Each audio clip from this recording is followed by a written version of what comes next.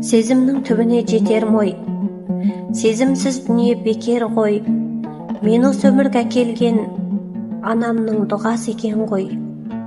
Мені осы өмірге әкелген ең жақсы киімді әперген, сақтаған 100 түрлі кеселден, сақтаған 1000 түрлі қатерден анамның дұғасы екен ғой. Сақтаған 1000 түрлі қатерден.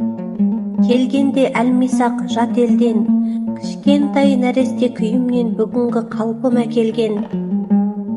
Сеніммен кішкентай баласын халықтың қызығып көтерген анамның дұғасы екен ғой. Табан астында жұмақ бар, демеңіз, сірәда бұлаңыз. Анада сарқылмас шуақ бар, шырақтың сөнбеуін сұраңыз.